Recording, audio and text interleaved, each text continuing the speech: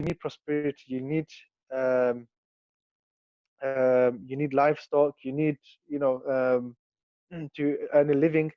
You might have a peaceful place, but you might not have any work anywhere, nothing like this.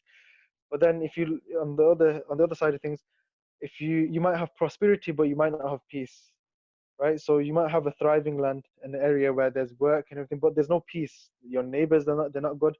They're giving you issues. So they go hand in hand. So Allah subhanahu wa ta'ala, He's telling the Quraysh that I not only gave you peace, I protected you from all this, from such a calamity. I also give you prosperity. And we'll go through the um, the translation again, inshallah. أعوذ بالله من الشيطان الرجيم بسم الله الرحمن الرحيم لإيلاف قريش. By the Quraysh's feeling of security, or you can translate it as لإيلاف. This means by the security or the safety Quraysh, of the Quraysh. So Allah is swearing by the security or the safety of the Quraysh. It means that it's been giving a lot of importance. For example, in the Quran it's mentioned wal asr, by time, washamsi waduhaha, by the sun, and washamsi waduhaha wal layl, by night. So this shows that there's great importance shown. So Allah's talking about their safety, their security. There's a great importance shown to it. إيلافهم رحلة الشتاء والصيف. What is this security? Their security in the winter and summer journeys. So the Quraysh, throughout the year, they used to trade, and namely was in winter and summer. So these are the two times where they were safe from everything. Allah allowed them to travel in these seasons. And why does He remind them? Is because they were um, and on their travels they had no issue at all. Why didn't they have no issues? Because people knew that they were from the Quraysh. They were the custodians of the Kaaba. That every year people would go for pilgrimage. They'll go for Hajj, and it wasn't just it was people from all religions. They would gather in Mecca. They would gather at Mecca for pilgrimage, and this would give them a chance to trade with other people. People would come with goods, and it would give them a chance to trade. And also, when they would travel to other regions, for example, they would trade with Yemen and Syria. There would not be any problem. No bandits, even those tribes who were known to steal, to loot other tribes or other passing by caravans, they would never ever touch the Quraysh. So now, how can we, how do we bring that to any relevance? For example, if you were to walk through, a dangerous area or an area where, it's known to be rough, let's just say, 15 years ago, in Manchester, if you went, you had a gold chain or something like that, or you had a Rolex watch, you walk through Moss Side, you'll definitely get robbed, right? These people, and we're talking about a place where there's some law. Back then, 1400 years ago, there was no law. Who would stop anybody from looting?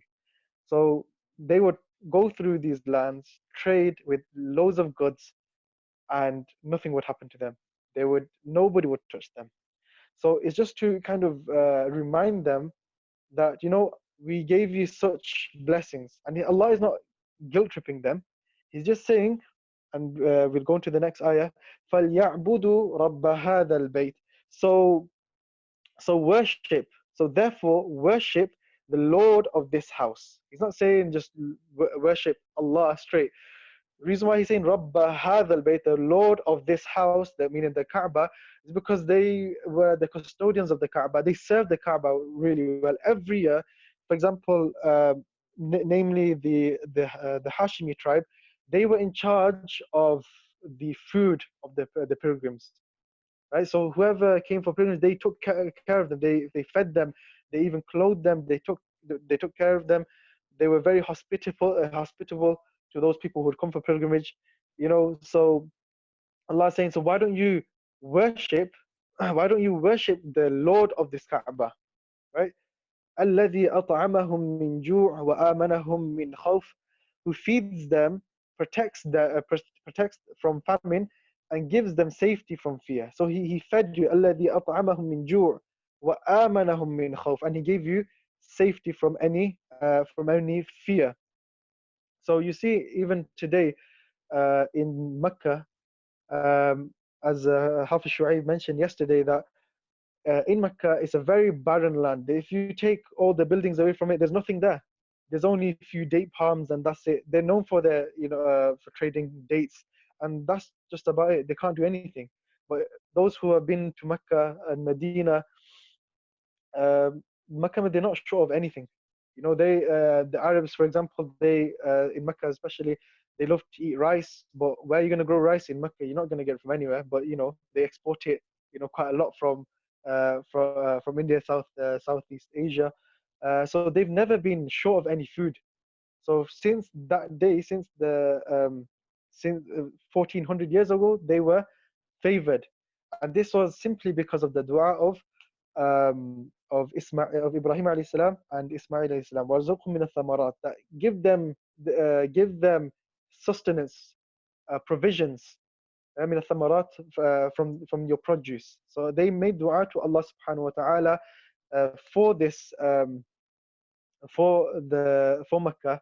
Not only did they make dua for its safety, they made dua for its prosperity, tranquility. So all of these, they go hand in hand, and the incident of the elephant is an account of that, inshallah.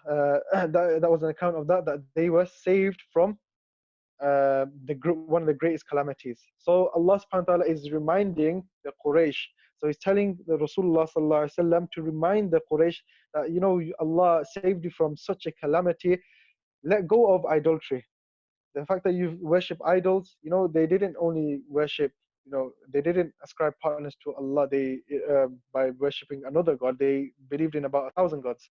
So and they were stuck with this for many years, and they couldn't take this out of the heart. They were very ignorant, and they don't want to accept anything new, because if they were to accept anything new, then that will hinder their status in society. As you know, the Muslims at that time, the early Muslims were very poor, and they thought that if they accepted a new religion, then their status would be of a hindrance. They would lose their status. And um, and now, how can we relate this to our lives?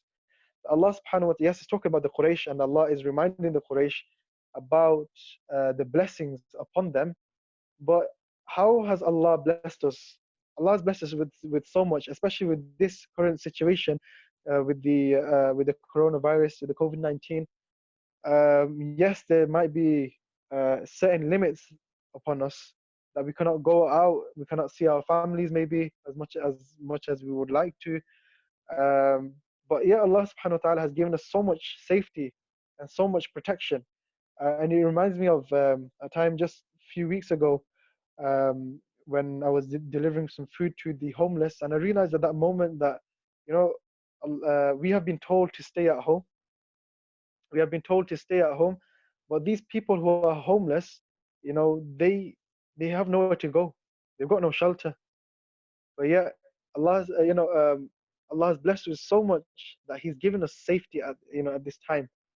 At such time, there's so much uncertainty. But if we compare our situation with other people,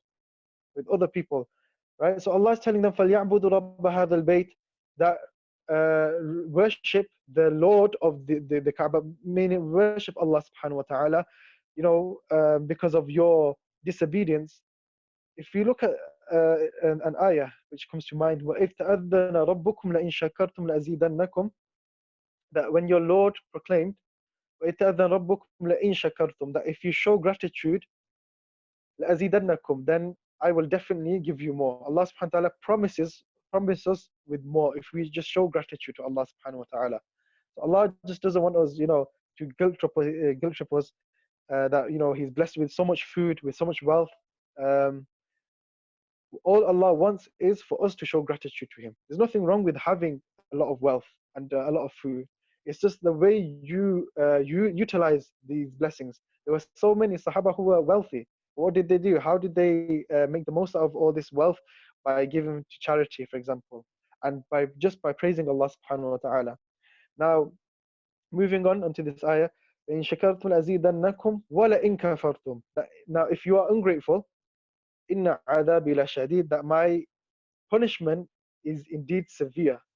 So what does it mean by being ungrateful? Wala in kafartum inna adabi la shadid. What does it mean by being ungrateful? It means the mufassirun, they mentioned that by using these blessings of Allah subhanahu wa ta'ala in the disobedience of Allah subhanahu wa ta'ala. For example, Allah has blessed us so much with food, right? And He's given us halal food. Instead, what do people do? Is they'll eat from what is haram, what is unlawful, right? Allah has given you halal food, but instead you go and you go eat some haram food. Especially we live in you know such place where especially Manchester, there's so many food places, right? You got Mazza there, yeah, it's halal food, but instead you want to get a Big Mac. I know maybe the Big Mac might taste better, but Allah has provided you, right, with halal food, but instead you want to go get something haram. You want to get something with probably pork gelatine, right? There's halal sweets, alhamdulillah, but instead you want to get something that's haram because of that little bit of taste, maybe, right? So this has been ungrateful. That's food we're talking about. I don't want to carry on talk about food because we're fasting. But more importantly, the limbs that we have. Allah has blessed us with the sight, with the fact that we can see. Allah has blessed us with the hands that we can touch with. Allah has given us feet and our legs that we can walk with. When we did sins with our eyes, for example, Allah didn't make us blind. The fact that we might say so many wrong things, we might backbite, may Allah save us from such a sin. We might even swear, but Allah didn't make us mute. We might have eaten the wrong things, Allah didn't take the sense of taste away from us. We maybe walk towards sin, Allah didn't cripple us. So what do we do with these limbs that we use in the obedience of Allah subhanahu wa ta'ala? With these eyes that we see, we recite, we look at the Quran. With this mouth that we have, with this tongue that we have, recite Quran, utilize it in the obedience of Allah. Being ungrateful is to use it in the disobedience of Allah subhanahu wa ta'ala. So we talk about being grateful for food. Now we've talked about being grateful for the limbs that we have, the blessings. The fact that we can see, alhamdulillah. The just by if you just take this one blessing, for example, the fact that we can see, if Allah was to take the eyesight away from us, this one blessing, then that's when we realize the blessing of Allah subhanahu wa ta'ala. So many processes that have to happen just for us to see, and Allah has given this to us for free. Allah has made sure our whole bodies are functioning, and He's done this all for free. All we have to say is Alhamdulillah. And I want to touch upon another something else that we should be grateful for, is that Alhamdulillah we have our families. There are many people, especially in this current situation, that maybe they're by themselves. Maybe they're by themselves. They're very lonely. Well, Alhamdulillah, Allah has blessed us with family around us. We're in a lockdown, but Alhamdulillah, Allah has blessed us with our family around us. Imagine you didn't have your family with you. Imagine how difficult it would be. It'll be difficult to do shopping, something as simple as that. And forget all that. Imagine somebody, you'll be lonely. You got no one to talk to. Yes, we have Allah subhanahu wa ta'ala, ultimately we do. But think about it. Loneliness is something that was even felt in Jannah. When Adam alayhi salatu wasalam was created, he was in Jannah, and he enjoyed the bounties of Allah, all the enjoyment of Jannah. But he felt one thing though. He felt that slight loneliness, and this is why Allah subhanahu wa ta'ala created Hawa for Adam alayhi salam. And that sort of discomfort, the discomfort that he had of loneliness, was filled. So even in Jannah, this was felt. Imagine in this world, when people will feel lonely. They don't have no family members. So we should thank Allah subhanahu wa ta'ala that Allah has blessed us with our family. And how do we be grateful? Another form of showing gratitude is that we should try to phone our other family members who don't have that privilege, maybe, or we try to help. Ask our neighbors if they need any help. It doesn't have to. They don't even have to be Muslim. Non-Muslims we should help. Um, help those charities, for example, who are providing this service. So just by having our families it's a great ni'mah of Allah subhanahu wa ta'ala. And we as insan, for example, the word used to in Arabic is insan. The Arabic word is insan, which means to find comfort. Uns means to find comfort. And insan are people, mankind is are people, humans are people who are beings which find comfort in each other, right? We find comfort in each other. This is why Allah subhanahu wa ta'ala has called us insan, because we find uns, which means comfort from one another. And this is, so we should we should thank Allah subhanahu wa ta'ala for all these blessings that we have. Inshallah, tomorrow we shall move on to Surah Ma'un, inshallah. And if anybody has any questions, please feel free to ask. Inshallah, I'll be passing it over to Ustadh Shuaib, who will be covering the Tajweed session today, inshallah. Jazakumullah khair. Yeah, we have about 10 minutes, I believe. So if anybody wants to ask any questions, please feel free to do so. One question. Would you say there's any limit to gratitude, or would you be able to classify the different types of gratitude? I haven't looked into it. You mean like the levels of it?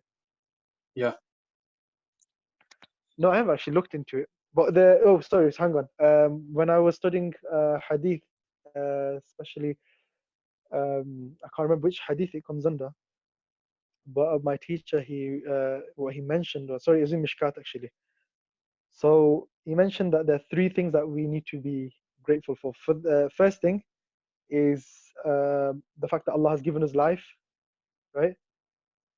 Second thing is that that Allah subhanahu wa ta'ala has given us iman, the fact that we believe in Allah. Allah has bestowed that upon us. And the third thing is all the rest of the all the rest of the blessings, for the fact that we can see our senses, the food that we have. So yeah, like I said, just main thing that Allah has given us life. Second thing is, which is probably the most important as well, just as important, is that Allah has given us iman. And the third thing is everything else, the fact that we can see all the senses that we have, the food that we eat, etc. Inshallah, hope that answers your question. Any other question? How Shuaib, you put me on the spot? It's just getting your brain going. Jazakallah khair, inshallah. If you want to just cover the tajweed, inshallah. Yeah. Does anyone have any other questions, or should I start? Yeah, you can start, inshallah. Yeah. Okay. Alhamdulillah rabbil alamin, wassalatu wassalamu ala ashrafil mursalin, rabbi shrah li sadri wa yassir li amri wahlul 'uqdatam min lisani yafqahu qawli. Today we're just going to do a mashq session. It's not going to be we're not going to cover tajweed rules. So I'm just going to read the verses, and I'm going to pause and allow you to try to recite it the way I'm doing it. So you try to follow me as much as you can. Whether you want to keep it on mute or not, it's no problem. But the main thing is that you try to follow exactly how I recite it. And I'm gonna try and read about 3-4 times, see how much time you have. But yeah, just follow me as I try to read it.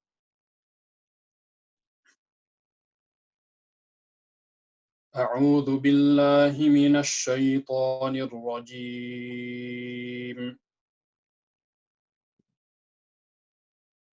بسم الله الرحمن الرحيم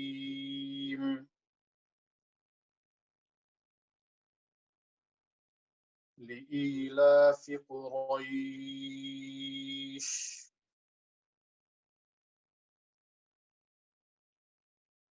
إيلافهم رحلة الشتاء والصيف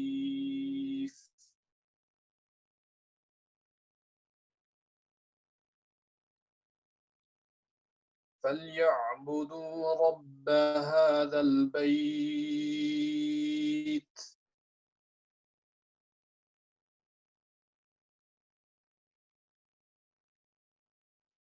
الذي أطعمهم من جوع وآمنهم من خوف.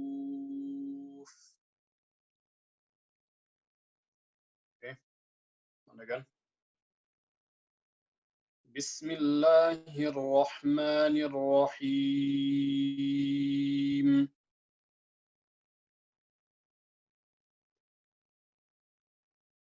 لإيلاف قريش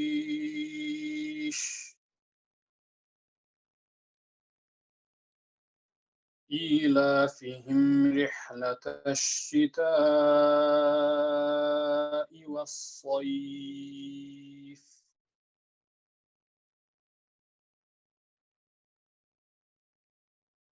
فليعبدوا رب هذا البيت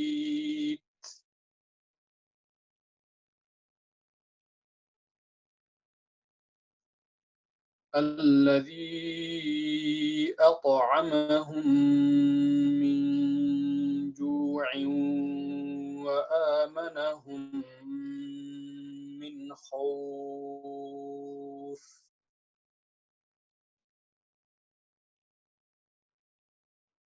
Okay, again. بسم الله الرحمن الرحيم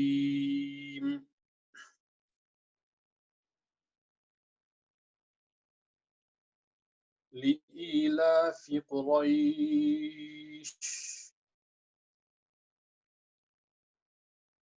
إيلافهم رحلة الشتاء والصيف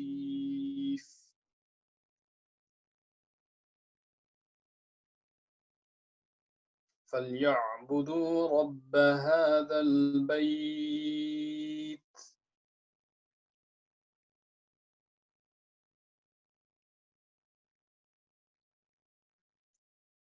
الذي أطعمهم من جوع وآمنهم من خوف. صدق الله العظيم. Okay, hope everyone was okay with that. Jazakumullah khairah. If any brothers have anybody has any questions, please feel free to ask. Brother Abdul Ghafoor normally has a question. Oh yeah, would you like to add anything? No, nothing today. MashaAllah. So, would you like to just quickly share what you probably learned over the past 2 days or past few days or anything? I think the most important thing is kind of getting that khushu back with his last 10 surahs. I know when we were all younger, we all used to learn them, and Ramadan's the best time to kind of learn the Quran and kind of reunite the mistakes that you actually make. It's good to see you guys actually doing a proper tajweed. So for myself, speaking on behalf of myself, when I then go through Salah, I can practice these surahs. And obviously we've got 3 days worth of tajweed for each surah. So inshallah with those 3 days, we can make some sort of progress in terms of getting my surahs to a good standard tajweed. Inshallah, definitely. Inshallah. Makes it easier as well with the advice, context behind it as well. Okay, yeah, of course. So the whole purpose of this, we've launched this is because because majority of people, they know these last 10 surahs, or they know at least few of these surahs, and it's important that whilst they're reciting these surahs in the salah, that first thing they recite it correctly. So that's why we're trying to touch upon our tajweed. And the other thing is that we can have khushu in our salah is when we know the meaning of the surahs, not just the meaning, but the brief tafsir, brief summary of the surah as well. So this is why we've done this, and we kept it to the last 10 surahs, and we've kept it, every 3 days we're trying to cover each surah. So inshallah, I hope that helps. Inshallah, jazakumullah khair. So please do forgive us for any of our shortcomings, or any mistakes that we make or anything. But we request du'as from yourselves, inshallah, that Allah enables us to do more. Inshallah. Hafiz Sadiq, anything you would like to add? That's fine, inshallah. Inshallah. Hafiz Sadiq's always quiet, mashallah.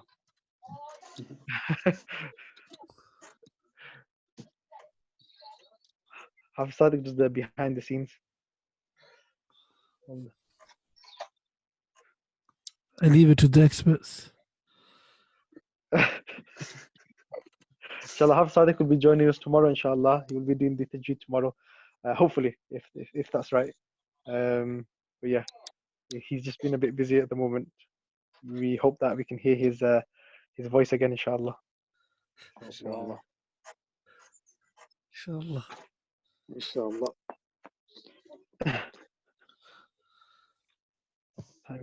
Hafiz Sadiq, how much time left? Just 1 minute left, or?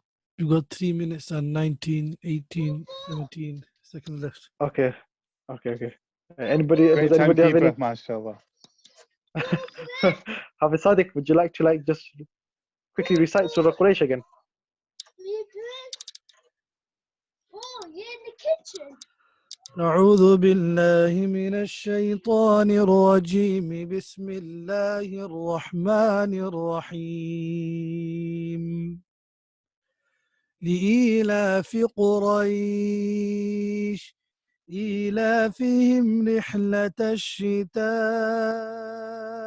والصيف فليعبدوا رب هذا البيت الذي أطعمهم من جوع وآمنهم من خوف صدق الله العظيم. Jazakallah khairah. MashaAllah, MashaAllah.